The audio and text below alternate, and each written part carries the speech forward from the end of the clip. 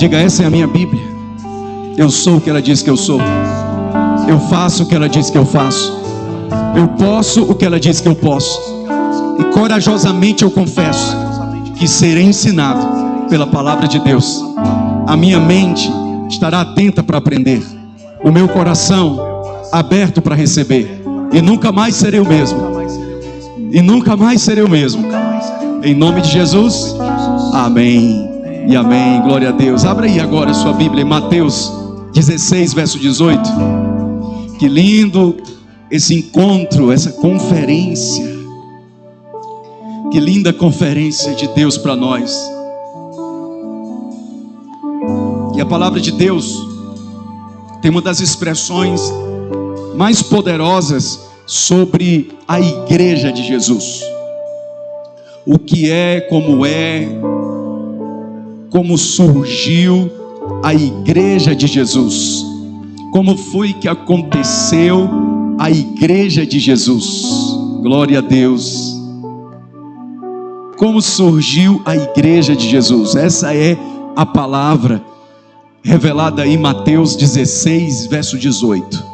Vamos ler juntos. Também eu te digo que tu és Pedro, e sobre esta pedra edificarei a minha igreja. Presta atenção. Jesus diz assim, a minha igreja é minha, é dele. E as portas do inferno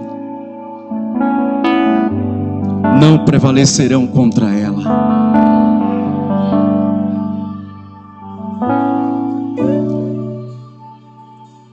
As portas do inferno não avançarão contra a minha igreja, disse Jesus.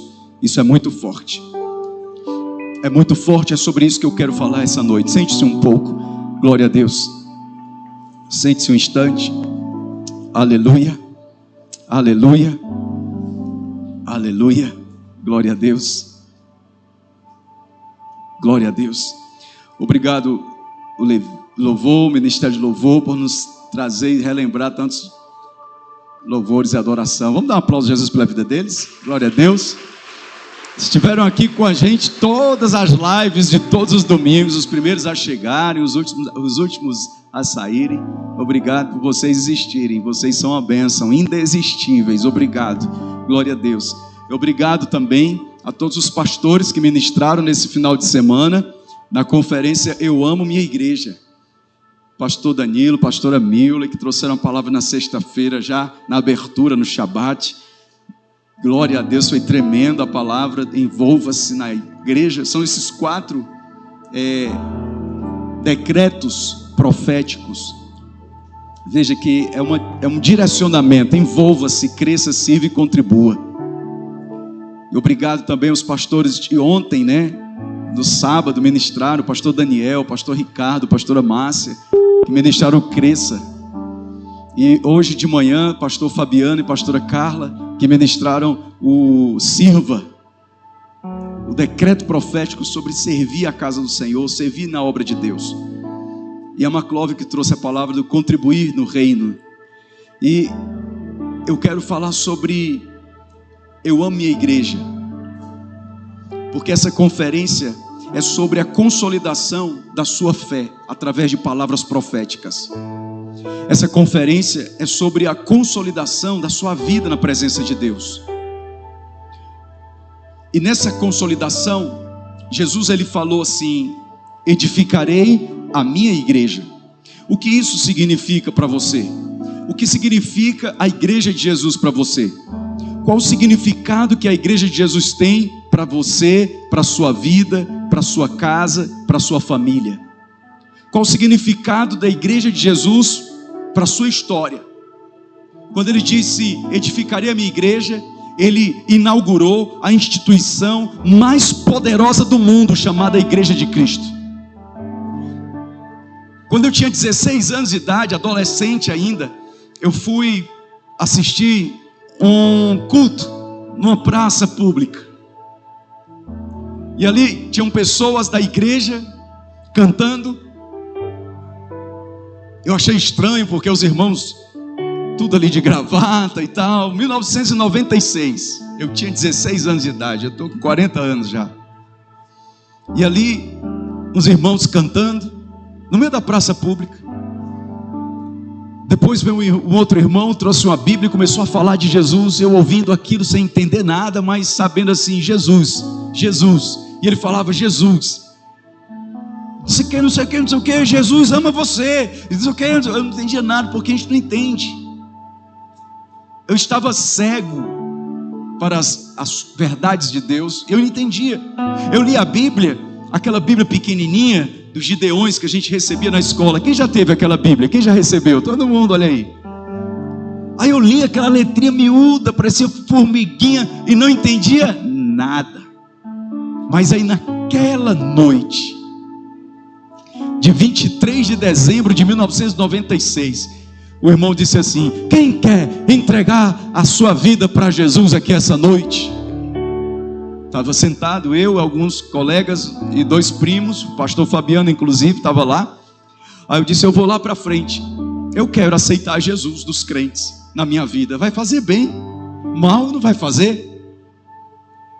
E ali naquele momento, eu fui lá e me ajoelhei assim, na frente do culto. E o pastor, glória a Deus, aleluia. Os irmãos ficaram bem animados naquele momento. Só tinha eu aceitando a Jesus. E aí o pastor fez a oração, levantei, sem entender nada. Os colegas disseram assim, rapaz, tu fica brincando com essas coisas, esse negócio de crente é sério, vai brincar não. Eu disse, não, eu vou para a igreja, e domingo eu vou para a igreja. E depois, a primeira vez que eu li a Bíblia, eu comecei a entender. E eu comecei a me sentir diferente. E o que eu comecei a entender e a sentir naquele instante, que a igreja de Jesus existia de verdade, e que Ele estava vivo no meio da igreja, que Ele falava, que Ele tocava, que Ele curava, que Ele ministrava. E eu comecei a ficar impactado com tudo aquilo, porque eu pensava que Jesus era aquela estátua lá em cima, lá no altar da igreja que eu ia frequentar, e eu via lá aquela estátua, um corpo de um homem ensanguentado, humilhado, e olhava e pensava assim, esse é Jesus. Mas naquele instante eu entendi que Jesus estava vivo, e começaram a pregar e ensinar, Ele está vivo, Ele está poderoso, Ele fala com você, Ele toca você, Ele ministra você, Ele está aqui agora. E eu ficava assim, meu Deus, Ele está vivo. E eu começava a sentir a presença dEle, assim como você está sentindo agora. Assim, quando você está reunido, quando está orando em casa, quando você lê a Bíblia, você sente a presença de Deus, é ou não é? Porque Jesus está vivo. E aí, por que amar a igreja? Eu amo minha igreja, é uma expressão, não é você que está dizendo isso, é Jesus dizendo isso. Ele ama a igreja dele. Jesus, Ele se entregou pela igreja dele. A igreja de Jesus, não um prédio, tijolo, telhado, cadeira, sistema de som, não é isso. A igreja de Jesus, um povo que foi alcançado pelo sangue dele, um povo que foi comprado pelo sacrifício dele, um povo que ele fala, que ele ministra, que ele anda no meio do seu povo. E que povo é esse? A igreja do Senhor Jesus. Ele ama a igreja dele, Ele está no meio dela para sempre. Estarei com vocês todos os dias, Ele disse, e onde estiverem 2 ou 3 reunidos ali no meu nome, eu já estou ali no meio deles. Aleluia. E aí, por que amar a igreja? Porque Jesus ama a igreja. Por que você tem que amar a igreja de Jesus? Porque Jesus ama a igreja dele. Agora, ainda com 16 anos de idade, aí eu fui para o culto domingo na igreja. Não sei se alguém aqui está visitando a igreja, primeira vez que você vai para uma igreja, mas não sei qual foi o seu sentimento. Primeira vez que você entrou na igreja, a gente chama assim, igreja de crente. Primeira vez que você entrou na igreja, aquela programação toda diferente, a liturgia você não sabia o que vinha, o que ia acontecer.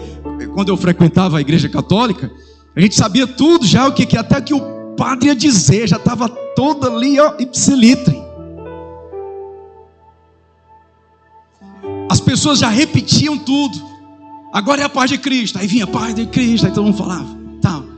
Agora é a hora da hóstia, aí todo mundo já entrava na fila. Já tinha tudo ali decorado, o jornalzinho já estava tudo ali, o padre só fazia ler lá, pá. No ano que vem, no mesmo dia, no mesmo domingo, já tinha aquilo ali decoradinho. A gente ia para a igreja dos crentes, tudo diferente, o louvor era diferente. O pastor começava a pregar uma pregação que não estava anotada em jornalzinho nenhum, mas estava vindo de onde, meu Deus? No jornal do céu. E o pastor começava a falar, parecia que conhecia a minha vida. E eu sentadinho lá, e eu chorando, e o pastor dizia: se você está sentindo que essa palavra é para você, é Deus falando com você. E eu disse: meu Deus, então ele está sabendo que eu existo, e ele está falando comigo. Quem sou eu para Deus falar comigo? E eu tive meus primeiros sentimentos dentro da igreja, participando do culto, e eu digo para você aqui com toda convicção, porque é que o culto na igreja é a experiência mais importante que você tem de 7 em 7 dias, uma experiência que é tão poderosa, que toda semana você tem que ter essa experiência, porque eu passava por isso, você provavelmente passa por isso. Você sentiu falta da experiência do culto da igreja, a live não deu conta, é ou não é?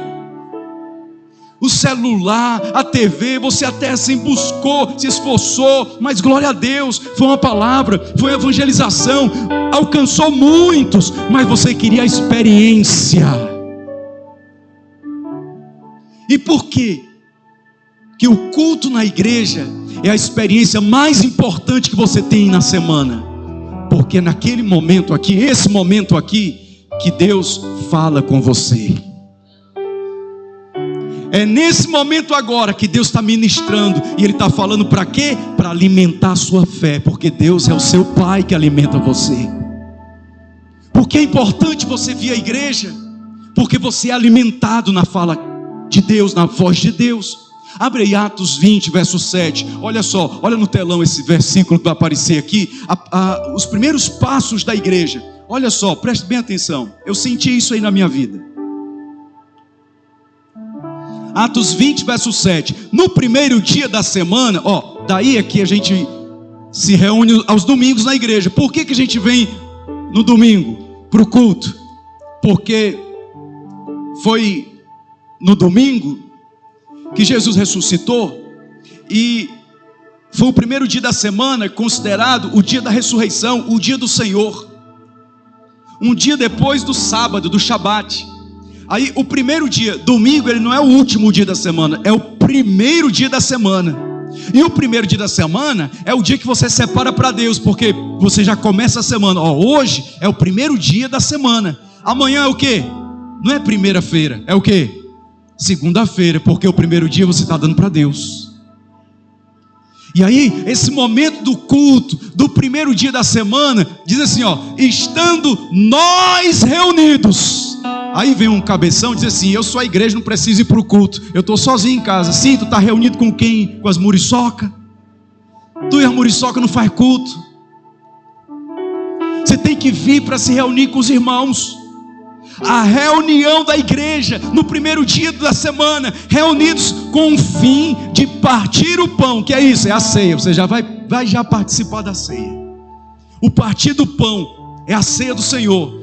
Aí, reunidos com o fim de partir o pão, Paulo, o apóstolo, que devia seguir viagem no dia imediato, exortava-os e prolongou o discurso até a meia-noite. Vai que o culto hoje vai até a meia-noite, imagina, se eu der uma de apóstolo Paulo aqui, meu Deus, misericórdia, a polícia vai bater ali no portão, porque tem esse toque de recolher aí, já, né?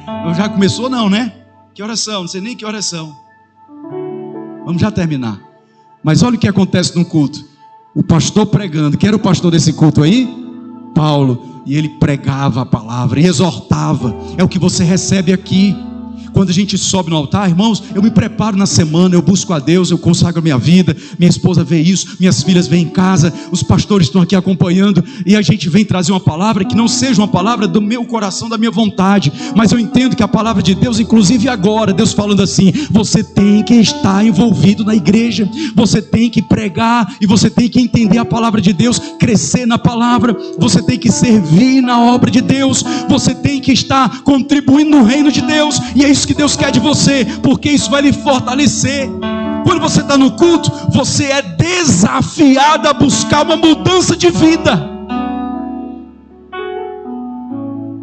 Você é desafiado a transformar o seu caminho. Você é desafiado a mudar a sua história. Você é desafiado a abandonar aquilo que está errado e a praticar o que deve ser certo na sua vida. Deus, ele começa a exortar você, e Deus começa a corrigir você. Você começa a receber correção de Deus, e você entende: meu Deus, o pastor não está sabendo de nada, mas está dizendo tudo de mim. Quantos já viveram isso num culto? É maravilhoso. Mas Deus corrige o que ama. Deus só corrige os seus filhos que Ele ama. É bom demais você vir no culto e ouvir um puxão de orelha de Deus, e olha, é para o teu bem, porque Deus ama você. E aí, esse momento da igreja mantém você no relacionamento com a igreja e com os irmãos. Presta bem atenção: igreja, a gente não está aqui buscando membros para uma denominação. Nós estamos buscando almas, vidas, para terem relacionamento com Deus vivo e poderoso. Diga amém por isso. E quantos querem ter um relacionamento com Deus na sua vida? Levanta aí a sua mão e diga amém, diga eu. E esse relacionamento, ele tem que ser intenso e fortalecido no Senhor. Diga eu recebo.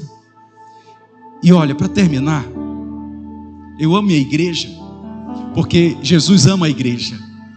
Eu amo a igreja porque quando eu estou na igreja, eu considero o momento mais importante da semana para mim.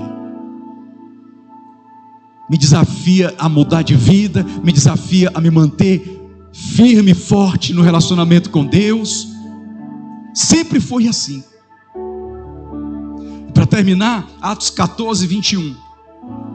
O que você sente depois do culto? Olha só. Aí eu fui escrevendo isso, eu fiz essa pergunta assim para Deus, como se, muito mais do que eu ouvindo essa pergunta de Deus: Ruston, o que você sente quando você vai para casa depois do culto? E eu, na oração, meu Deus, eu me sinto assim, ó, eu me sinto conectado com Deus Pai. Quando você está no culto, você sente uma conexão, porque Deus fala com você e você entende que você existe para Deus, e Deus ama você. É nesse momento agora que você está em uma conexão aí com Deus. É ou não é? Quem sente que Deus está ministrando a sua vida? Como isso é importante. A igreja não pode parar, jamais vai parar, ninguém vai vencer a igreja. Por isso Jesus disse: edificarei a minha igreja e as portas do inferno não vão prevalecer. Sabe por quê? Porque Deus quer que você se sinta importante para Ele. E eu me sentia, segundo, eu me senti perdoado dos meus pecados. É no culto que a gente recebe aquela palavra de misericórdia de Deus, de perdão. Todo mundo erra, começar por mim, eu erro e muito. Olha para o pessoal ao seu lado aí, se for da família, melhor ainda assim, ó, olha, eu erro muito, vai, diz aí, eu erro muito. Mas quando eu estou no culto, eu sinto a presença de Deus me corrigindo e, em primeiro lugar, me perdoando. Eu me sinto perdoado, corrigido também. Mas o perdão tira a culpa de sobre os nossos ombros. Sabe aquele fardo pesado de sentimento de culpa por ter errado? Aí você vem para o culto, você consegue se livrar desse fardo das costas sobre você. Sabe, você comete assim uma leseira no meio da semana ou no mês, sei lá, você comete assim uma bobagem, um pecado. Aí você vem para o culto. Tem pessoas que têm um sentimento assim: ai meu Deus, estou com vergonha de Deus. Você não deve fazer isso nunca. onde que é o lugar das pessoas erradas? Onde que é o lugar do pecador? Onde que é o lugar das pessoas condenadas?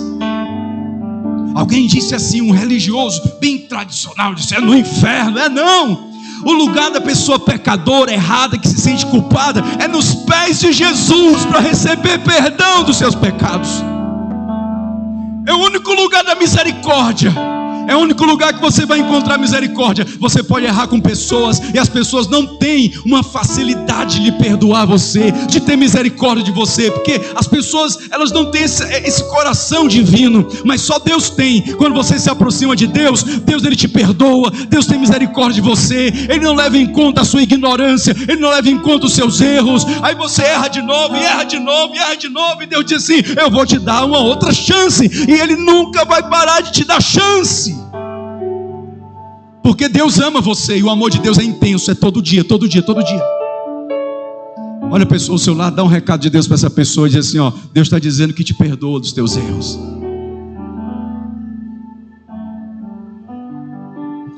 Porque é assim que a gente se sente quando termina um culto, perdoado. Quem foi para o encontro? O encontro é o código, hein, para saber se você foi. Mas tem aquela manhã que a gente sente perdoado, é ou não é? Eu fui perdoado, aleluia, eu sou livre. Não é tremendo? Dá um aplauso ao Espírito Santo de Deus que te perdoa.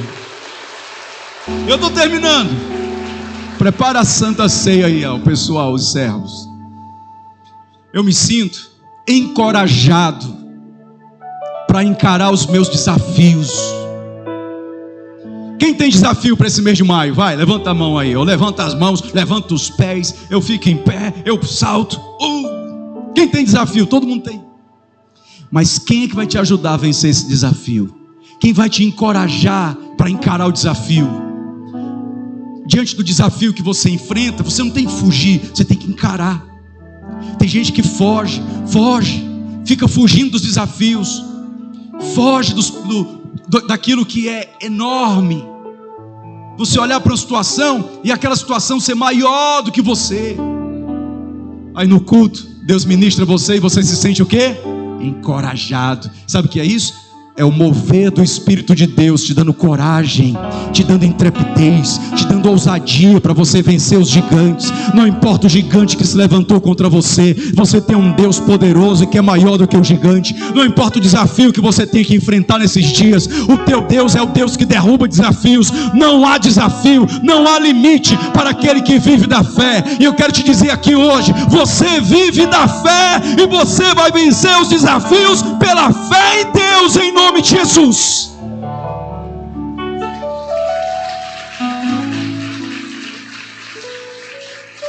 E por fim, eu me sinto inspirado com a sabedoria de Deus para resolver problemas.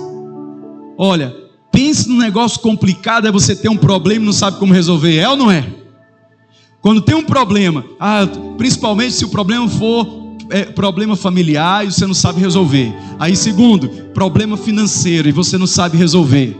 É difícil demais. Terceiro, problema emocional. Aí você não sabe resolver. É tão complicado. Mas aí você vem para o culto na igreja. Aí você está nesse momento aqui de relacionamento, você está com os irmãos, você está ouvindo a palavra, você está adorando ao Senhor, você está recebendo a palavra de Deus, da sua fé, Deus está falando contigo, e isso vem sabe aquela luz que brilha assim, ó, meu Deus, eu tive aqui uma ideia para resolver aquele problema. Aí Deus te dá sabedoria. A Bíblia diz que a sabedoria do céu, ela é diferente da sabedoria da terra. Diga assim, sabedoria do céu. É dessa sabedoria que você precisa. E se é do céu, você tem que se conectar com o céu da presença de Deus para receber essa sabedoria. Você pode ler milhões de livros, essa sabedoria não vai estar lá não. Ela vai estar no céu. E Deus, Ele entrega essa sabedoria através da sua palavra. Todas as pessoas, preste atenção no que eu vou te dizer. Todas as pessoas sábias que você conhecer já leram a Bíblia, ou ainda leem, ou estão lendo. todas as pessoas sábias já leram a Bíblia. Aí Deus começa a te dar a sabedoria daqui, ó, do alto.